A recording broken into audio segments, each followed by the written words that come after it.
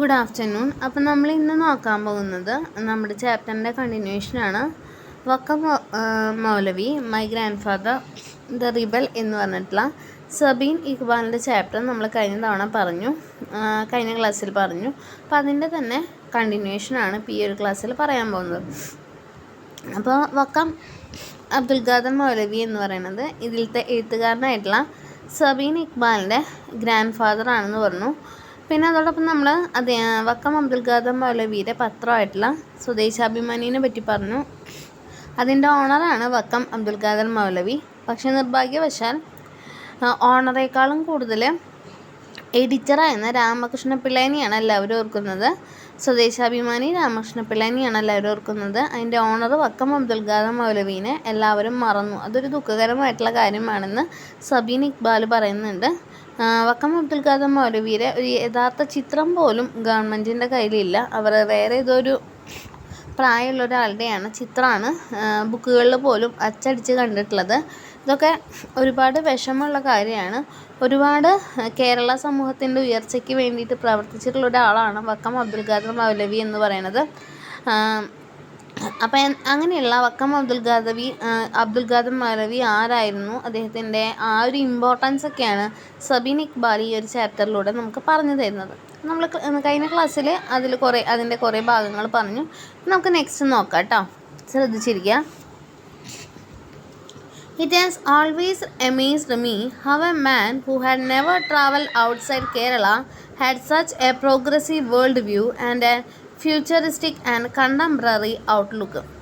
അപ്പോൾ ഇവിടെ സബീൻ ഇക്ബാൽ പറയാണ്, അദ്ദേഹത്തിൻ്റെ ഗ്രാൻഡ് ഫാദറാണ് വക്കം അബ്ദുൽ ഖാദർ മൗലവി. സബീൻ ഇക്ബാൽ പറയാണ്, വക്കം അബ്ദുൽ ഖാദർ മൗലവി അദ്ദേഹത്തെ ഒരുപാട് അത്ഭുതപ്പെടുത്തിയിട്ടുണ്ട്. അദ്ദേഹം കേരളത്തിന് പുറത്തൊന്നും പോയിട്ടില്ല. പക്ഷെ എന്നിട്ട് കൂടെ ഇത്രയും ഒരു പുരോഗമനമായിട്ടുള്ള ഒരു ലോകവീക്ഷണം അദ്ദേഹത്തിൻ്റെ വക്കം അബ്ദുൽ ഖാദർ മൗലവിയുടെ ഇത്രയും പരമായിട്ടുള്ള ലോകവീക്ഷണം, അതുപോലെ ഭാവിയെ പറ്റി അറിയാനുള്ള കഴിവ്, അല്ലെങ്കിൽ ആ ഒരു സമകാലികമായിട്ടുള്ള ഒരു ഔട്ട്ലുക്ക്, കാഴ്ചപ്പാട് ഒക്കെ എങ്ങനെയാണ് ഈ ഒരു മനുഷ്യന് കിട്ടിയതെന്നോർത്തിട്ട് സബീൻ ഇക്ബാൽ എപ്പോഴും അത്ഭുതപ്പെട്ടിട്ടുണ്ടെന്ന് പറയാണ്. His thoughts and ideas had never gone down well with the Muslim orthodoxy in Kerala. നമുക്കറിയാം, വക്കം അബ്ദുൽ ഖാദർ മൗലവിയുടെ കാലത്ത് മുസ്ലിംസിൻ്റെ ഇടയിൽ ഭയങ്കര ഓർത്തഡോക്സ് ഇടുങ്ങിയ ചിന്താഗതി ഉണ്ടായിരുന്നു. പക്ഷേ വക്കം അബ്ദുൽ ഖാദർ മൗലവിയുടെ ചിന്തകൾക്കോ ആശയങ്ങളോ ഒരിക്കലും അങ്ങനെ ഒരു മുസ്ലിം ഓർത്തഡോക്സിൻ്റെ ആയിട്ടുള്ള രീതിയിലായിരുന്നില്ല എന്നാണ് പറയുന്നത്. അദ്ദേഹത്തിൻ്റെ ഭയങ്കര പുരോഗമനപരവും അതുപോലെ തന്നെ ഒരു ഇടുങ്ങിയതായിരുന്നില്ല. Little wonder he still is a thorn in their flesh. ഇത് ഭയങ്കര അത്ഭുതമുള്ള കാര്യമാണെന്ന് പറയാണ്. കാരണം still is a thorn in their flesh എന്ന് പറഞ്ഞാൽ മുസ്ലിം സമുദായത്തിൻ്റെ ഇടയിൽ അന്നത്തെ ഒരു കരട് പോലെയായിരുന്നു അദ്ദേഹം. കാരണം അന്നത്തെ ആ ഒരു മുസ്ലിം ഓർത്തഡോക്സിനെ അദ്ദേഹം ഒരു മുസ്ലിം ആയിരുന്നിട്ട് കൂടെ അദ്ദേഹം എതിർക്കുകയുണ്ടായി. അതുകൊണ്ടാണ് he still a thorn in their flesh, സ്വന്തം മാംസത്തിലെ മുള്ള് എന്നാണ് അദ്ദേഹത്തിനെ പറയുന്നത്. നോക്കാം, എം എ ഷുക്കൂർ മറ്റൊരാളാണ്. M A Shukoor senior assistant editor of Dawn എന്ന പത്രത്തിൻ്റെ സീനിയർ അസിസ്റ്റൻറ്റ് എഡിറ്ററായിട്ടുള്ള ഷുക്കൂർ. പിന്നീട് അയാൾ ലണ്ടൻ കറസ്പോണ്ടൻ്റ് ഓഫ് പാകിസ്ഥാൻ ടൈംസിൻ്റെ കറസ്പോണ്ടൻ്റായി മാറി. അയാൾ ആരാണ്? One of the Vakkom Moulavi's nephew. Vakkom മൗലവിയുടെ ഒരു നെപ്യൂ ആണ് അദ്ദേഹം. വൺസ് റോട്ട്, അയാൾ എം എ ഷുക്കൂർ ഒരിക്കൽ എഴുതി, Maulavi Abdul Qadir did not accept the puritanical excesses, petty intolerance and violent methods of enforcement often associated with Muhammad bin Abdul Wahhab and his movement. അപ്പോൾ വക്കം അബ്ദുൽ ഖാദർ മൗലവി ഒരിക്കലും ആ ഒരു ജാതിപരമായിട്ടുള്ള അവരുടെ ആ ഒരു ഓർത്തഡോക്സി അല്ലെങ്കിൽ ആ ഒരു മതത്തിൻ്റേതായിട്ടുള്ള ഒരു ഓവറായിട്ടുള്ള കാര്യം അദ്ദേഹം ഒരിക്കലും ആക്സെപ്റ്റ് ചെയ്തിരുന്നില്ല. അതുപോലെ തന്നെ അസഹിഷ്ണുത, ഇൻടോളറൻസ് എന്ന് പറഞ്ഞാൽ അസഹിഷ്ണുത, ആരെയും സഹിക്കാൻ പറ്റാത്തൊരു അവസ്ഥ, അല്ലെങ്കിൽ ആരോടും ക്ഷമിക്കാത്തൊരവസ്ഥ, അങ്ങനെയൊന്നും വക്കം അബ്ദുൽ ഖാദർ മൗലവിക്ക് ഉണ്ടായിരുന്നില്ല. അദ്ദേഹം ഒരിക്കലും വയലൻറ്റ് മെത്തേഡ്സ് നിർബന്ധിക്കുക അല്ലെങ്കിൽ വയലൻസ് ഉപയോഗിക്കുക, അതൊന്നും അദ്ദേഹം ഉപയോഗിച്ചിരുന്നില്ല. ഈ പറഞ്ഞതൊക്കെ മുഹമ്മദ് ബിൻ അബ്ദുലിൻ്റെ വഹാബിൻ്റെ മൂവ്മെൻറ്റുമായി ബന്ധപ്പെട്ടുള്ള കാര്യങ്ങളാണ്. മുഹമ്മദ് ബിൻ അബ്ദുൽ വഹാബും അദ്ദേഹത്തിൻ്റെ മൂവ്മെൻറ്റും എന്ന് പറഞ്ഞു കഴിഞ്ഞാൽ എന്തൊക്കെയായിരുന്നു? പ്യൂരിറ്റാനിറ്റിക്കൽ എക്സസ് ഉണ്ടായിരുന്നു, പെറ്റി ഇൻടോളറൻസ് ഉണ്ടായിരുന്നു, വയലൻറ്റ് മെത്തേഡ്സ് ഒക്കെ ഉണ്ടായിരുന്നു. ഇതിനൊന്നും ആക്സെപ്റ്റ് ചെയ്യാൻ ആര് തയ്യാറായിരുന്നില്ല? വക്കം അബ്ദുൽ ഖാദർ മൗലവി തയ്യാറായിരുന്നില്ല. പറഞ്ഞ മനസ്സിലായോ? Puritanical access, intolerance, violence of enforcement, ഇതൊന്നും സ്വീകരിക്കാൻ വക്കം അബ്ദുൽ ഖാദർ മൗലവി തയ്യാറായിരുന്നില്ല. ഇതൊക്കെ മുഹമ്മദ് ബിൻ അബ്ദുൽ വഹാബ് അന്നുണ്ടായിരുന്ന നേതാവാണ്, മുസ്ലിം നേതാവാണ്. അയാളുടെ രീതികളാണ് ഈ പറഞ്ഞതൊക്കെ. അതിനെ എതിർക്കാണ് വക്കം അബ്ദുൽ ഖാദർ മൗലവി ചെയ്തത്. ഓൺ ദ അതർ ഹാൻഡ്, മറ്റൊരു രീതിയിൽ പറഞ്ഞാൽ he believed in a secular society. അദ്ദേഹം ഒരു മതേതരത്വ സമൂഹത്തിലാണ് അദ്ദേഹം വിശ്വസിച്ചത്, സെക്യുലർ ആയിട്ടുള്ള സമൂഹത്തിൽ.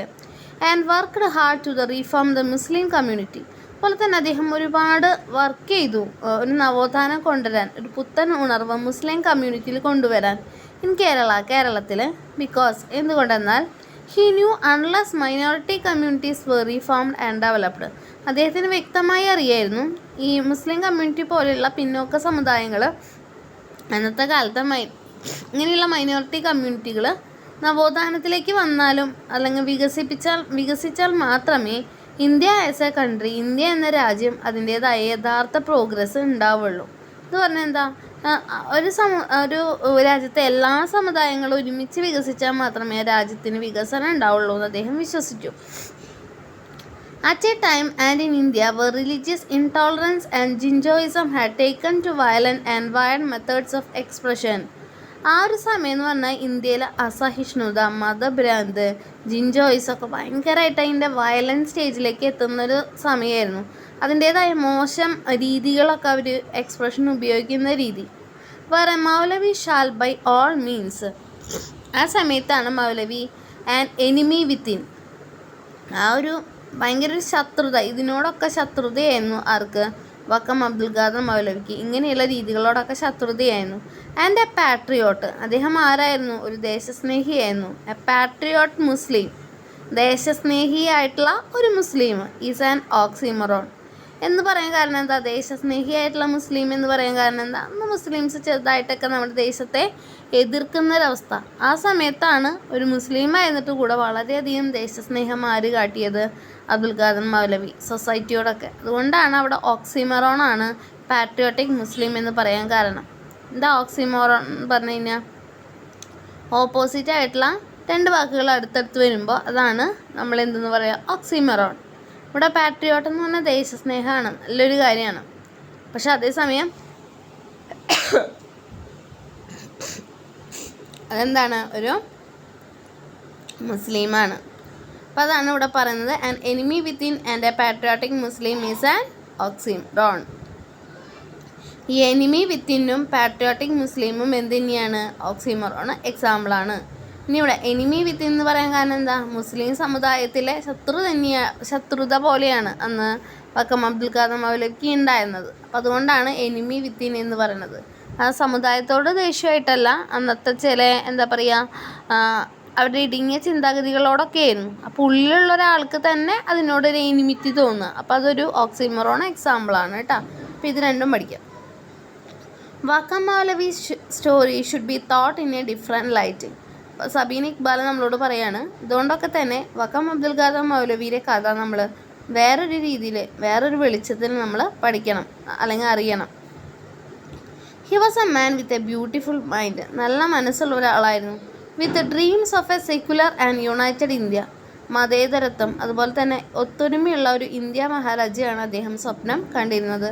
Were people of different faiths lived in harmony. വ്യത്യസ്തങ്ങളായിട്ടുള്ള വിശ്വാസങ്ങളുള്ളവർ ഒരുമിച്ച് സന്തോഷത്തോടെ ജീവിക്കുന്ന ഒരവസ്ഥ, അതായിരുന്നു അദ്ദേഹത്തിൻ്റെ സ്വപ്നം. He also dreamed of his community devoid of all puritanical excesses and bigotry and superstitions. അദ്ദേഹത്തിന് മറ്റൊരു സ്വപ്നം കൂടി ഉണ്ടായിരുന്നു. അദ്ദേഹത്തിൻ്റെ കമ്മ്യൂണിറ്റിയിൽ, അതായത് മുസ്ലിം കമ്മ്യൂണിറ്റിയിൽ മതപരമായിട്ടുള്ള ഓവറായിട്ടുള്ള കടന്നുകയറ്റം പാടില്ല. അതുപോലെ തന്നെ അന്ധവിശ്വാസങ്ങൾ, മതഭ്രാന്ത് അതൊന്നുമില്ലാത്തൊരവസ്ഥ, അല്ലെങ്കിൽ ഒരു മതമായി അദ്ദേഹത്തിൻ്റെ മതം മാറണമെന്നും അദ്ദേഹം സ്വപ്നം കണ്ടു.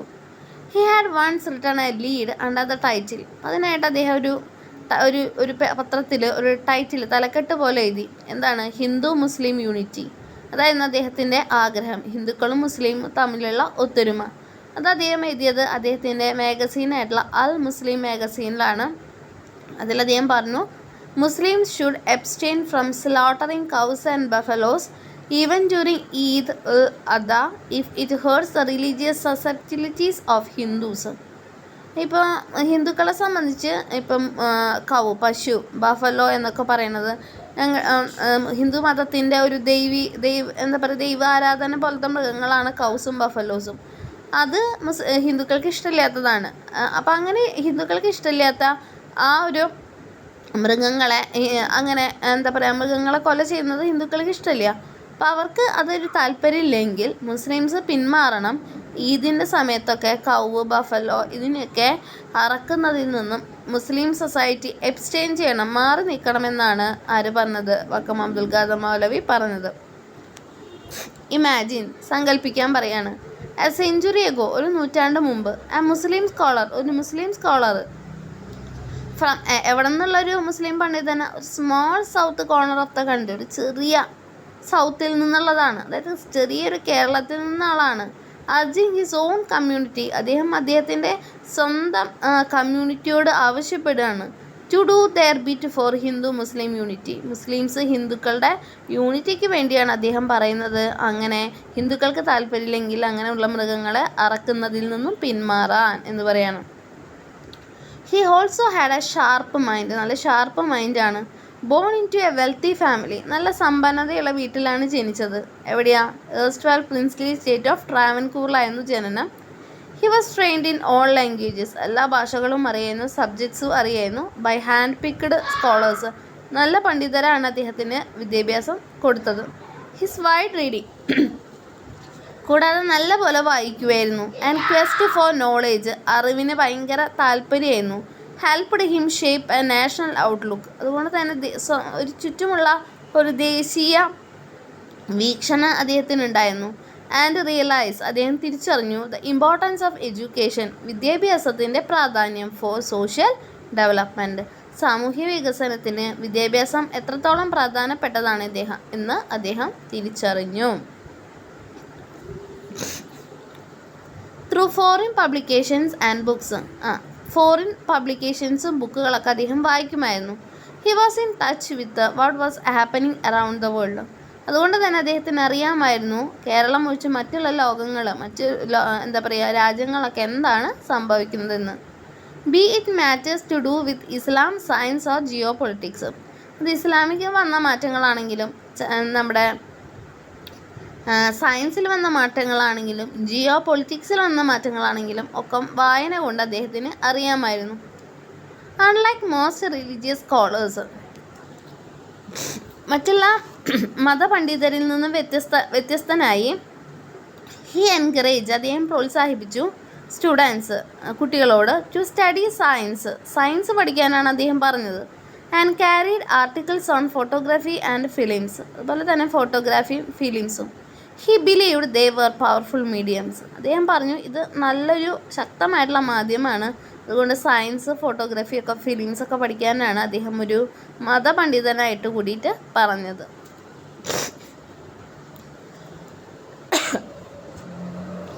Growing up as the children of his youngest son, Muhammad Iqbal, my sister and I were frequently told about our grandfather's staunch belief. ഇനി ഇവിടെ സബീൻ ഇക്ബാൽ പറയാണ്, സബീൻ ഇക്ബാൽ എന്താ പറഞ്ഞത്? അദ്ദേഹത്തിൻ്റെ അച്ഛൻ്റെ കാര്യമാണ് പറയുന്നത്. സബീൻ ഇക്ബാലിൻ്റെ അച്ഛൻ എന്ന് പറയുന്നത് വക്കം അബ്ദുൽ ഖാദർ മൗലവിയുടെ ഏറ്റവും ചെറിയ മകനായിരുന്നു സബീൻ ഇക്ബാലിൻ്റെ അച്ഛൻ. എന്താ പേര്? മുഹമ്മദ് ഇക്ബാൽ. അപ്പം മുഹമ്മദ് ഇക്ബാൽ, അതുപോലെ തന്നെ ഇവിടെ മൈ സിസ്റ്റർ എന്ന് ഉദ്ദേശിക്കുന്ന സബീൻ ഇക്ബാലിൻ്റെ സിസ്റ്ററും ഐ എന്ന് ഉദ്ദേശിക്കുന്നത് സബീൻ ഇക്ബാലും frequently told about our grandfather's strange believe in communal harmony and humanity. അപ്പോൾ ചെറുപ്പം തൊട്ടേ സബീൻ ഇക്ബാലിനും പെങ്ങൾക്കും സിസ്റ്ററിനും അവരുടെ അച്ഛനായിട്ടുള്ള മുഹമ്മദ് ഇക്ബാൽ ഇങ്ങനെ ഗ്രാൻഡ് ഫാദറിനെ കുറിച്ചൊക്കെ പറഞ്ഞു കൊടുത്തിട്ടുണ്ട്. അദ്ദേഹം എന്താ പറയുക, ഗ്രാൻഡ് ഫാദർ കമ്മ്യൂണൽ ഹാർമണി, എല്ലാവരുടെയും സന്തോഷം സ്നേഹമാണ് ആഗ്രഹിച്ചത് എന്നൊക്കെ പറഞ്ഞു കൊടുത്തിട്ടുണ്ട്. ആൻഡ് ഹ്യൂമാനിറ്റി, മനുഷ്യത്വത്തെ പറ്റിയിട്ട് and how he had opposed and written against the utter foolishness and wrong teachings of the clergy. അതേസമയം അന്നത്തെ മതപണ്ഡിതരുടെ തെറ്റായ കാര്യങ്ങളും മണ്ടത്തരങ്ങൾക്കൊക്കെ എതിരായിട്ട് എങ്ങനെ വക്കം അബ്ദുൽ ഖാദർ മൗലവി പറഞ്ഞു എന്നും മക്കൾക്ക് വക്കം അബ്ദുൽ ഖാദർ മൗലവിയുടെ മകനായിട്ടുള്ള മുഹമ്മദ് ഇക്ബാൽ പറഞ്ഞു കൊടുത്തിട്ടുണ്ട്. Early in life our parents taught us the values of humanity. ഇവിടെ സബീൻ ഇക്ബാൽ പറയാണ്, ചെറുപ്പത്തിൽ തന്നെ ഞങ്ങളുടെ അച്ഛനമ്മമാർ ഞങ്ങൾക്ക് മനുഷ്യത്വത്തിൻ്റെ മൂല്യങ്ങൾ പറഞ്ഞു തന്നിട്ടുണ്ട്, മതത്തിൻ്റെ മൂല്യങ്ങൾ, അതുപോലെ religious harmony and how important it is to love one other, പരസ്പരം സ്നേഹിക്കുക എന്തോരം പ്രധാനപ്പെട്ടതാണ് എന്നൊക്കെ ഞങ്ങൾക്ക് പറഞ്ഞു തന്നിട്ടുണ്ട്. These values were what ran in father's blood, അതൊക്കെ ഞങ്ങളുടെ അച്ഛൻ്റെ രക്തത്തിലുണ്ടായിരുന്ന മൂല്യങ്ങളാണ്. It is the same with almost of all my uncles aunts and cousins. ഈ ഒരു രക്തത്തിൻ്റെ ആ ഒരു മൂല്യം തന്നെയാണ് എൻ്റെ അങ്കിളിനും ആൺസിനും കസിൻസിനും ഒക്കെ ഉള്ളത്. കാരണം ഇവരെല്ലാം ആരുടെ മക്കളാണ്? വക്കം അബ്ദുൽ ഖാദറിയുടെ മക്കളും ചെറുമക്കളും ഒക്കെയാണ്. Almost all of us are in to reading, writing and teaching. അതുകൊണ്ട് തന്നെ ഞങ്ങൾക്ക് എല്ലാവർക്കും വായന, എഴുതുക, പഠിപ്പിക്കുക അതൊക്കെ ഇഷ്ടമുള്ളതാണ്. My early memories are of dine time discussions. Sabeen Iqbal ആലോചിക്കുകയാണ്, ചിന്തിക്കുകയാണ്. ചെറുപ്പത്തിലൊക്കെ രാത്രി ഭക്ഷണം കഴിക്കുന്ന അത്താഴ വേളകളിൽ അവിടെ ഡിസ്കഷൻ നടത്താറുണ്ട്, സംഭാഷണങ്ങൾ. ആരൊക്കെ തമ്മിലാണ്? Between my father and uncles. Sabeen Iqbal ഓർക്കാണ് ആ സംഭാഷണങ്ങൾ സബീൻ ഇക്ബാലിൻ്റെ അച്ഛനും അമ്മമാരും ഒക്കെ തമ്മിലാണ്, അല്ലെങ്കിൽ ചേട്ടനനിയന്മാർ തമ്മിലാണ്. എന്തിനെ പറ്റിയൊക്കെ അവർ സംസാരിക്കുക? അബൌട്ട് വേൾഡ് ലിറ്ററേച്ചർ, ലോക സാഹിത്യം, ഫിലോസഫി, തത്വശാസ്ത്രം ആൻഡ് പൊളിറ്റിക്സ്, രാഷ്ട്രീയം. ഇതിനൊക്കെ പറ്റിയിട്ടായിരുന്നു ചർച്ച. Russell, Koestler, Burke was as familiar as dosa, appa and stew. അതുകൊണ്ട് തന്നെ സബീൻ ഇക്ബാലിനൊക്കെ Russell, Bernard Russell, Koestler, Burke ഇവരൊക്കെ അപ്പം, ദോശ, സ്റ്റൂ പോലെയൊക്കെ തന്നെ പരിചിതമായിരുന്നു. ഒക്കെ ഫേമസ് ആയിട്ടുള്ള എഴുത്തുകാരും തത്വചിന്തകരൊക്കെയാണ് കേട്ടോ. Academic Charles Kurtzman has listed Wakam Maulavi among one of the 52 scholars from across the globe who had made up the early modernist Islamic movement in his edited book Modernist Islam 1840-1940 a source book. ഇവിടെ academic ആയിട്ടുള്ള Charles കേഴ്സ്മാനെ പറ്റിയിട്ടാണ് പറയുന്നത്. അദ്ദേഹത്തെ ഒരു book ഇറക്കി. ആ ബുക്കിൻ്റെ പേര് മോഡേണിസ്റ്റ് ഇസ്ലാം, ആധുനിക ഇസ്ലാം 1840 തൊട്ട് 1940 വരെ, ഒരു നൂറ്റാണ്ടിൻ്റെ ബുക്കായിരുന്നു അത്, എ സോഴ്സ് ബുക്ക്. ആ ബുക്കിൽ അദ്ദേഹം ആധുനിക ഇസ്ലാമിക് മൂവ്മെൻറ്റിനെ പറ്റിയിട്ടൊക്കെ പറയുന്നുണ്ട്. ആ ഒരു ആധുനിക ഇസ്ലാമിക് മൂവ്മെൻറ്റിന്, മോഡേൺ ഇസ്ലാമിക് മൂവ്മെൻറ്റിനെ കാരണമായ എഴുത്തുകാരെ ഗ്ലോബിൽ, ലോകത്തിൽ മൊത്തം ഉള്ള എഴുത്തുകാരെ പറ്റി പറയുന്നുണ്ട്. ഇതിൽ 52 സ്കോളേഴ്സിനെ പറ്റിയിട്ട്, മതപണ്ഡിതരെ പറ്റി പറഞ്ഞപ്പോൾ അതിലൊരാളാരായിരുന്നു? വക്കം അബ്ദുൽ ഖാദർ മൗലവി ആയിരുന്നു. The entry on Vakkom Maulavi reads, അതിൽ ആ ഒരു പുസ്തകത്തിൽ വക്കം അബ്ദുൽ ഖാദർ മൗലവിനെ പറ്റി എന്താ പറഞ്ഞിട്ടുള്ളത്? He was indefatigable in organising local Muslim organisations decided to secular education including woman education. ഇതിൽ അദ്ദേഹത്തിൻ്റെ അസാമാന്യമായിട്ടുള്ള കഴിവിനെ പറ്റിയിട്ടാണ് പറയുന്നത്. ലോക്കലായിട്ടുള്ള എല്ലാ മുസ്ലിം ഓർഗനൈസേഷൻസിനെയും കൊണ്ടുവന്നു, ഡെഡിക്കേറ്റ് ചെയ്തു. അദ്ദേഹത്തിൻ്റെ ഉദ്ദേശം എന്തായിരുന്നു? മതേതരപരമായിട്ടുള്ളൊരു വിദ്യാഭ്യാസമായിരുന്നു. സ്ത്രീകളുടെ വിദ്യാഭ്യാസത്തിനും അദ്ദേഹം പ്രാധാന്യം കൊടുത്തിരുന്നു. ഇങ്ങനെയാണ് വക്കം അബ്ദുൽ ഖാദർ മൗലവിനെ പറ്റിയിട്ട് ആ ബുക്കിൽ എഴുതിയിട്ടുള്ളത്. Influenced by Muhammad Rashid Rida's journal Al Manar and reforms of early centuries. അങ്ങനെ ഭയങ്കര മുഹമ്മദ് റാഷിദിൻ്റെ റിദയുടെ ഒക്കെ ജേണലുണ്ട്, അൽ മനാർ. അതുപോലെ തന്നെ മുൻപുണ്ടായിരുന്ന നൂറ്റാണ്ടുകളിലെ നവോത്ഥാന നായകന്മാരിൽ നിന്നൊക്കെ പ്രചോദനം ഉൾക്കൊണ്ടുകൊണ്ട് Vakkom Moulavi launched his own call for return to what he call genuine Islam. Vakkom Abdul Khader Moulavi ഒരു പുതിയ ആശയം ലോഞ്ച് ചെയ്യാണ്. ഒരു ജെനുവിൻ ഇസ്ലാമാണ് അദ്ദേഹം പറയുന്നത്. അതിൽ which included the centrality of Quran and തക്വീദ്. ഇതിൽ അദ്ദേഹം മുഖ്യ പ്രാധാന്യം കൊടുത്തത് ഖുറാനാണ്. അതുപോലെ തന്നെ തക്വീദ് എന്ന് പറഞ്ഞാൽ എന്താ? ഒത്തൊരുമിക്കാണ്. Reinterpreted in the light of modern needs. ആധുനികതയുടെ ആവശ്യങ്ങളുടെ വെളിച്ചത്തിൽ ആ ഒരു ഖുറാനെ വീണ്ടും ഇൻ്റർപ്രറ്റ് ചെയ്ത്, വിശകലനം ചെയ്ത് അല്ലെങ്കിൽ വ്യാഖ്യാനിച്ച് അതിൻ്റെ സെൻട്രാലിറ്റി എന്ന് പറയുന്നത് എന്താ, ഒത്തൊരുമയാണ് എന്നൊക്കെയാണ് വക്കം അബ്ദുൽ ഖാദർ മൗലവി കൊണ്ടുവന്നത്. ദിസ് റിട്ടേൺ ഇൻക്ലൂഡഡ് ഒരു റീഇൻ്റർപ്രിട്ടേഷൻ എന്ന് പറഞ്ഞാൽ പുനർവ്യാഖ്യാനം എന്ന് പറഞ്ഞാൽ അദ്ദേഹം പറഞ്ഞു ഓവർകമ്മിങ് ഓഫ് ഇഗ്നോറൻസ്, അറിവില്ലായ്മേനെ നമുക്ക് മറികടക്കാനായിട്ട് പറ്റണം, ഓവർകം ചെയ്യാനായിട്ട് പറ്റണം. അണ്ടർലൈൻ ചെയ്യട്ടോ, ഓവർകമ്മിങ് ഓഫ് ഇഗ്നോറൻസ്, അറിവില്ലായ്മേനെ മറികടക്കുക. തക്ലീദ് എന്ന് പറഞ്ഞാൽ ലിമിറ്റേഷൻ ഓഫ് പാസ്റ്റ് സ്കോളേഴ്സ്, മുൻപുണ്ടായിരുന്ന പണ്ഡിതർക്ക് പല പരിമിതികളുണ്ടായിരുന്നു, അതാണ് തക്ലീദ്, അതില്ലാതാക്കാം.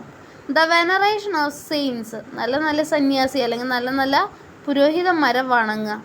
And other popular religious practices, ഇതിലൊക്കെ എന്താണ് ഒരു പുതിയൊരു മാറ്റം കൊണ്ടുവരിക. അങ്ങനെ റീഇൻ്റർപ്രിട്ടേഷനാണ് ആര് മുന്നിൽ കണ്ടത്, വക്കം അബ്ദുൽ ഖാദർ മൗലവി മുന്നിൽ കണ്ടത്.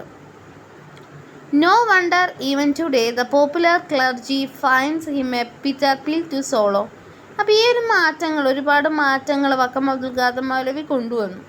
അത് അതിൽ അദ്ദേഹം പറഞ്ഞു ഖുറാൻ എന്ന് പറയുന്നത് തന്നെയാണ് മുഖ്യം എന്ന് പറയുന്നത്.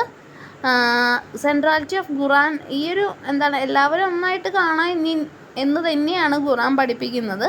ആ യൂണിറ്റ് തന്നെയാണ് തക്വീദും പഠിപ്പിക്കുന്നത്.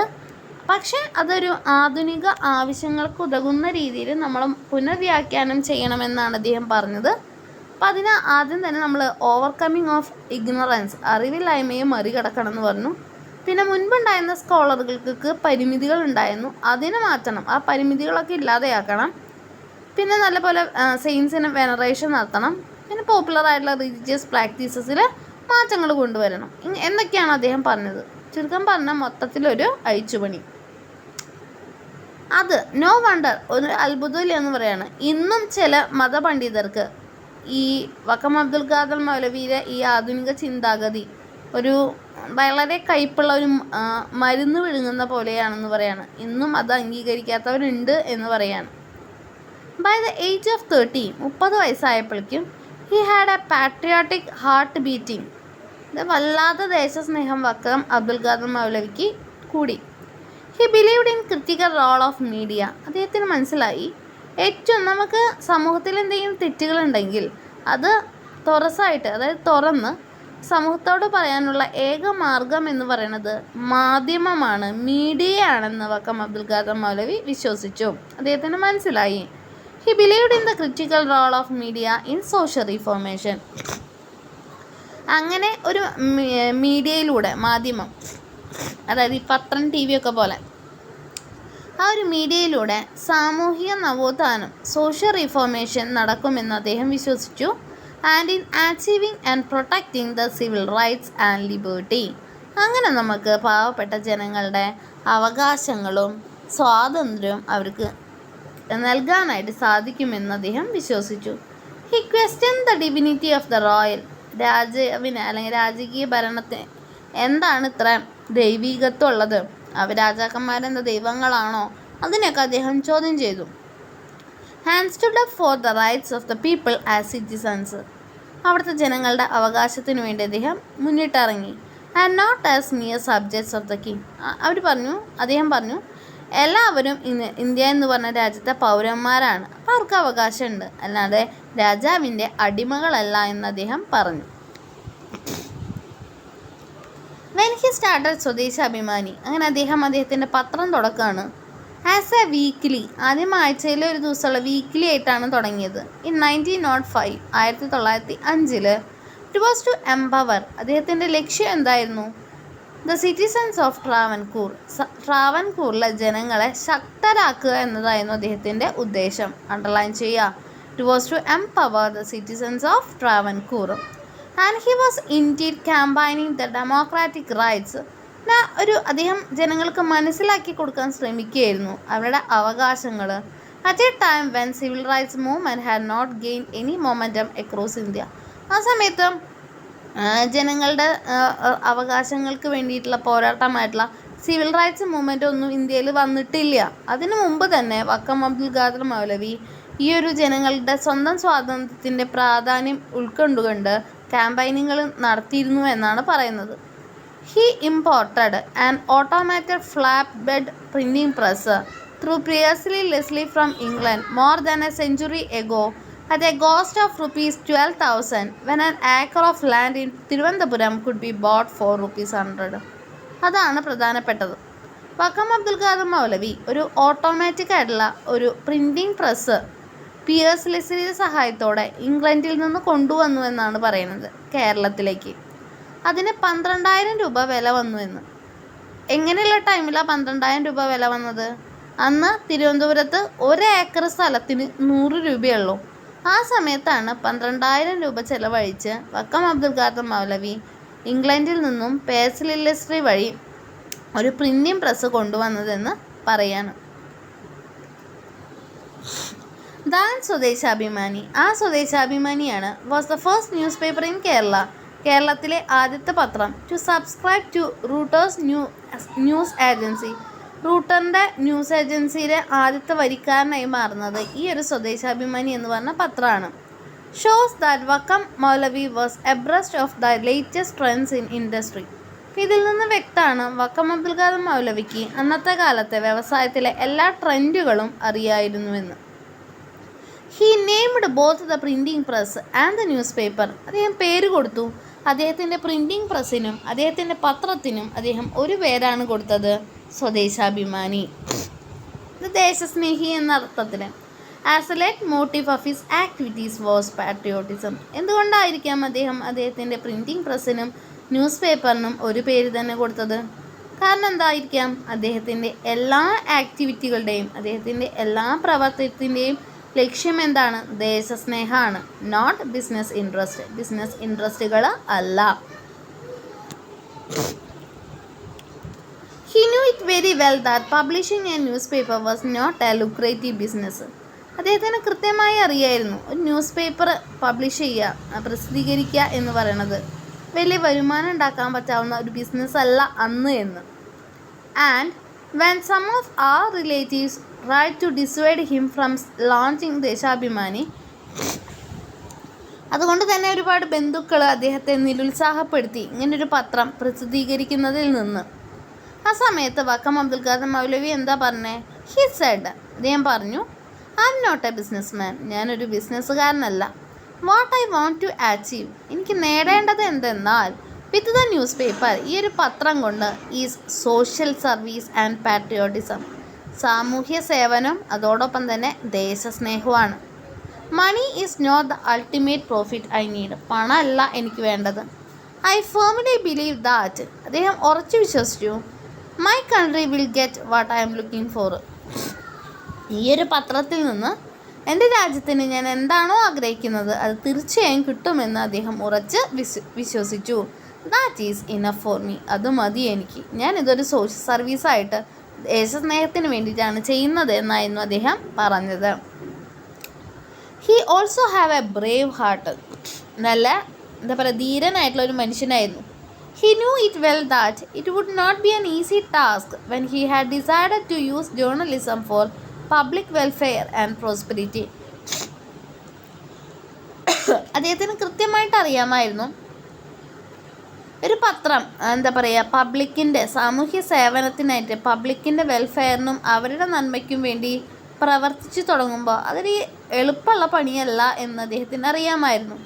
One of the mission statements of Swadeshabhimani was, അതുകൊണ്ട് തന്നെ ആ ഒരു പത്രത്തിൻ്റെ ഒരു സ്റ്റേറ്റ്മെൻറ്റാണ് നമ്മൾ ശ്രദ്ധിക്കേണ്ടത്. ആ ഒരു പത്രത്തിൻ്റെ മിഷൻ സ്റ്റേറ്റ്മെൻറ്റ് എന്തായിരുന്നു? Paper would not conceal any public grievances fearing danger that may happen to us. പത്രം ശക്തമായി വിളിച്ചു പറഞ്ഞു, തെറ്റായിട്ടുള്ള പ്രവർത്തനം സമൂഹത്തിൽ ആര് ചെയ്താലും അത് ഒരിക്കലും പത്രം ഒളിപ്പിച്ച് വെക്കില്ല. പത്രം അത് തുറന്ന് പറയും, തുറന്ന് എഴുതും. മറ്റുള്ളവർ വലിയ വലിയ രാജാക്കന്മാരോ അല്ലെങ്കിൽ നേതാക്കളോ തങ്ങളെ അപകടപ്പെടുത്തിയാലോ ഭയന്ന് ഒരു കാര്യവും ഒളിപ്പിച്ച് വയ്ക്കില്ല, എല്ലാം തുറന്നു പറയും. ആര് തെറ്റ് ചെയ്താലും അത് തുറന്ന് കാണിക്കുമെന്നായിരുന്നു ആ പത്രത്തിൻ്റെ mission statement. In the editorial of the first edition of Swadeshabhimani, അങ്ങനെ പത്രം ഇറങ്ങി. ആദ്യത്തെ ഒരു എന്താ പറയുക എഡിഷൻ വന്നു. എഡിറ്റോറിയലിൽ എന്നാ വന്നത്? On January 19th 1905 it's editor. അപ്പോൾ പത്രത്തിൻ്റെ ആദ്യ കുറച്ച് കാലങ്ങളിലെ എഡിറ്റർ ആരായിരുന്നു? CP ഗോവിന്ദപിള്ളയായിരുന്നു. പിന്നെയാണ് രാമകൃഷ്ണപിള്ള വരുന്നത്. ഈ ഒരു ഫസ്റ്റ് എഡിറ്ററായിട്ടുള്ള CP ഗോവിന്ദപിള്ള എഴുതി. എന്താണ് എഴുതിയത്? വി ഡോണ്ട് ഡിക്ലെയർ ദാറ്റ്, ഞങ്ങൾ പ്രഖ്യാപിക്കുന്നില്ല, Swadeshabhimani will perform great things, വലിയ വലിയ കാര്യങ്ങൾ ചെയ്യാൻ പറ്റും സ്വദേശാഭിമാനി എന്ന് പറഞ്ഞ പത്രത്തിന് എന്ന് ഞങ്ങൾ ഒരിക്കലും വിളംബരം ചെയ്യുകയോ പ്രഖ്യാപിക്കുകയോ ചെയ്യുന്നില്ല. അത് മുസ്ലിം കമ്മ്യൂണിറ്റിക്ക് വേണ്ടി വലിയ വലിയ കാര്യങ്ങൾ ചെയ്യാൻ പറ്റുമെന്ന് ഞങ്ങൾ പ്രഖ്യാപിക്കുന്നില്ല. And other communities who desire their wellbeing. പക്ഷെ ഞങ്ങളുടെ ഉദ്ദേശം എന്താണ്? മുസ്ലിം കമ്മ്യൂണിറ്റിക്ക് വേണ്ടി വലിയ വലിയ കാര്യങ്ങൾ ചെയ്യാൻ പറ്റുമെന്നല്ല ഞങ്ങളുടെ ഉദ്ദേശം. എല്ലാ കമ്മ്യൂണിറ്റീസിനും വേണ്ടിയിട്ട്, അവരുടെ നല്ലതിന് വേണ്ടിയിട്ട് ഞങ്ങൾ എന്തെങ്കിലും ചെയ്യും, അവരുടെ നല്ലതിന് വേണ്ടിയിട്ട്. അപ്പോൾ ഒരിക്കലും സ്വദേശാഭിമാനി എന്ന് പറഞ്ഞ പത്രം മുസ്ലിം കമ്മ്യൂണിറ്റീൻ്റെ ഉന്നമനത്തിന് വേണ്ടി മാത്രമായിരുന്നില്ല, മൊത്തം കേരള സമൂഹത്തിൻ്റെ ഉന്നമനത്തിന് വേണ്ടിയായിരുന്നു എന്നാണ് ഈ ഒരു സെൻറ്റൻസിലൂടെ മനസ്സിലാവുന്നത്. എന്നിട്ട് CP ഗോവിന്ദപിള്ള പറയാണ്, അവർ പ്രൈമറി ഒബ്ജക്റ്റീവ്, ഞങ്ങളുടെ ഏറ്റവും വലിയ ലക്ഷ്യം എന്ന് പറയുന്നത് എന്താ? Is that Swadeshabhimani's work should promote public welfare and prosperity. Swadeshabhimani എന്ന പത്രത്തിലൂടെ സമൂഹം മൊത്തം പുരോഗമിക്കണം, നല്ലൊരു സന്തോഷകരമായിട്ടുള്ള ഒരു ലൈഫ് മൊത്തം ഉണ്ടാവണമെന്നാണ് ഞങ്ങളുടെ ഒബ്ജക്റ്റീവ് എന്ന് പറയാണ്. അപ്പോൾ അതൊന്ന് അണ്ടർലൈൻ ചെയ്തോ. അവർ പ്രൈമറി ഒബ്ജക്റ്റീവ്, അതായത് സ്വദേശാഭിമാനി എന്ന് പറഞ്ഞ പത്രത്തിൻ്റെ ലക്ഷ്യം is that should promote public welfare and prosperity. അല്ലാതെ മുസ്ലിം കമ്മ്യൂണിറ്റീനെ മാത്രമല്ല, പബ്ലിക് വെൽഫെയറും പ്രോസ്പെരിറ്റിയാണ്. ടു അച്ചീവ് ദിസ് ഒബ്ജക്റ്റീവ്, ഈ ഒരു ലക്ഷ്യത്തിലേക്ക് എത്താൻ we will do our utmost, ഞങ്ങൾക്ക് ചെയ്യാവുന്നത് ചെയ്യാൻ പറ്റാവുന്നതിൻ്റെ മാക്സിമം നമ്മൾ ചെയ്യും.